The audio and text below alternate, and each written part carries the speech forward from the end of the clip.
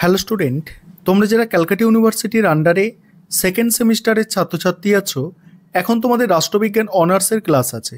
আজকের ক্লাসে তোমাদের ডিএসসিসি 2 পেপার থেকে একটি গুরুত্বপূর্ণ বড় প্রশ্নের উত্তর নিয়ে আলোচনা করব, যে প্রশ্নটা তোমাদের পরীক্ষার 10 নম্বর বা 20 নম্বরে আসতে পারে। প্রশ্নটা কি আছে দেখো, ভারতে কেন্দ্র ও রাজ্যের মধ্যে প্রশাসনিক সম্পর্ক আলোচনা করো। প্রশ্নের উত্তরটা তোমরা বুঝে নাও এবং কিভাবে গুছিয়ে এটা লিখবে সেটাও তোমরা দেখো। প্রথমে তোমাদের একটা ইন্ট্রোডাকশন অর্থাৎ ভূমিকা লিখতে হবে, যেখানে তোমরা লিখবে দেখো, ভারত একটি সাংবিধানিক যুক্তরাষ্ট্র যেখানে কেন্দ্র ও রাজ্যের মধ্যে ক্ষমতার বন্টন সুস্পষ্টভাবে নির্ধারিত হয়েছে। সংবিধান প্রণেতারা ভারতীয় যুক্তরাষ্ট্রকে এমনভাবে গঠন করেছে যাতে জাতীয় সংহতি অটুট থাকে এবং একই সঙ্গে রাজ্যগুলো প্রশাসনিক কার্যক্রম সুষ্ঠুভাবে পরিচালিত হয়। অধ্যাপক ডাইসির মতে, the distribution of power in an essential feature of federalism, অর্থাৎ ক্ষমতার বন্টন ছাড়া প্রকৃত যুক্তরাষ্ট্র কল্পনা করা যায় না।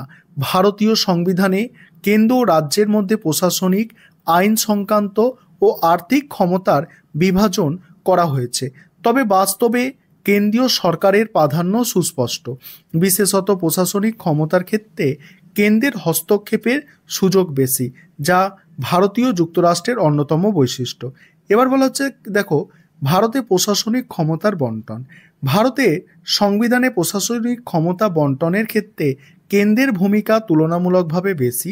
সংবিধানের বিভিন্ন ধারায় কেন্দ্র ও রাজ্যের প্রশাসনিক সম্পর্ক স্পষ্টভাবে উল্লেখ করা হয়েছে। প্রথম কি, 73 নম্বর ধারা। এই ধারায় বলা হয়েছে, সংসদের যেসব বিষয়ে আইন প্রণয়ন করতে পারে সেই সব বিষয়ে কেন্দ্র প্রশাসনিক ক্ষমতা ভোগ করবে। এছাড়া আন্তর্জাতিক চুক্তি ও সন্ধির ক্ষেত্রে কেন্দ্রের এখতিয়ার প্রসারিত হয়, যা রাজ্যের ক্ষমতাকে সীমাবদ্ধ করে। 162 নম্বর ধারায় কি বলা হয়েছে দেখো, রাজ্য সরকার প্রশাসনিক ক্ষমতা নির্ধারণ। রাজ্য সরকারের প্রশাসনিক ক্ষমতা নির্ধারণ করা হয়েছে এই ধারায়। রাজ্য তার রাষ্ট্র তালিকা এই বিষয়গুলিতে প্রশাসনিক ক্ষমতা প্রয়োগ করতে পারবে, তবে যৌথ তালিকার বিষয়ে কেন্দ্র আইন প্রণয়ন করলে রাজ্যের প্রশাসনিক ক্ষমতা সংকুচিত হয়ে যায়। 256 নম্বর ধারা। এই ধারায় বলা হয়েছে, রাজ্যের শাসন ব্যবস্থা এমনভাবে পরিচালিত হবে যাতে তা সংসদ প্রণীত আইনের সঙ্গে সামঞ্জস্যপূর্ণ হয়। প্রয়োজনে কেন্দ্র রাজ্যকে নির্দিষ্ট নির্দেশ দিতে পারে যা কেন্দ্রের প্রাধান্যকে প্রতিষ্ঠিত করে। 257 নম্বর ধারা। এই ধারায় বলা হয়েছে, রাজ্য কেন্দ্রের প্রশাসনিক ক্ষমতার পরিপন্থী কোনো কার্যক্রম পরিচালনা করতে পারবে না।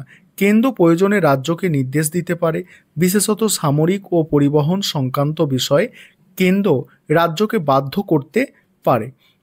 258 নম্বর ধারায়, রাষ্ট্রপতি রাজ্যের সম্মতি নিয়ে রাজ্য সরকারকে কেন্দ্রীয় প্রশাসনিক কিছু দায়িত্ব অর্পণ করতে পারে। এইভাবে রাজ্যপালও কেন্দ্রীয় সরকারের অনুমতি নিয়ে কিছু প্রশাসনিক দায়িত্ব কেন্দ্রীয় সরকারের হাতে তুলে দিতে পারে। 262 রাজ্য নদী ও নদী উপত্যকা সংক্রান্ত বিরোধ মেটানোর ক্ষমতা কেন্দ্রের হাতে রাখা হয়েছে। সংসদ চাইলে আইন প্রণয়নের মাধ্যমে এই বিষয়কে সুপ্রিম কোর্ট বা অন্যান্য আদালতের এখতিয়ারের বাইরে রাখতে পারে। 263 নম্বর ধারা। রাষ্ট্রপতি প্রয়োজন মনে করলে কেন্দ্র ও রাজ্যের মধ্যে সমন্বয় সাধনের জন্য অন্তরাজ্য পরিষদ গঠন করতে পারে। এই পরিষদের কাজ হবে কেন্দ্র ও রাজ্যের মধ্যে সহযোগিতা বাড়ানো এবং দ্বন্দ্ব নিরসন করা। এবার সমালোচনাটা আলোচনা করব, তার আগে যে বিষয়টা বলার আছে, তোমাদের জন্য অনলাইন কোচিং ক্লাস চলছে। তোমরা যদি কেউ পেড ব্যাচে অ্যাডমিশন নিতে ইচ্ছুক থাকো, নিচে স্ক্রিনে যে নম্বর দেখতে পাচ্ছ এই নম্বরে যোগাযোগ করে পেড ব্যাচে অ্যাডমিশন নিতে পারো।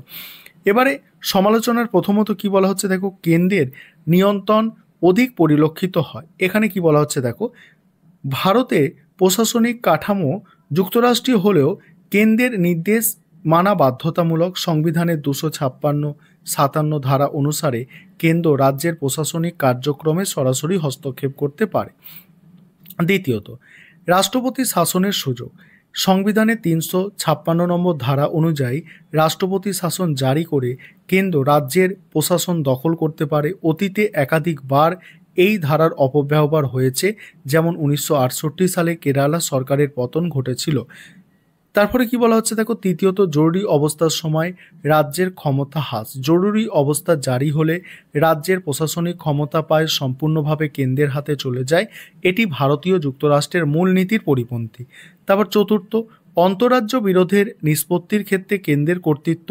অন্তরাজ্য নদী জলবন্টন সংক্রান্ত সমস্যা সমাধানে সংবিধানের 262 নম্বর ধারা অনুসারে কেন্দ্রই চূড়ান্ত সিদ্ধান্ত নেয়, যা রাজ্যগুলোর মধ্যে অসন্তোষ সৃষ্টি করতে পারে।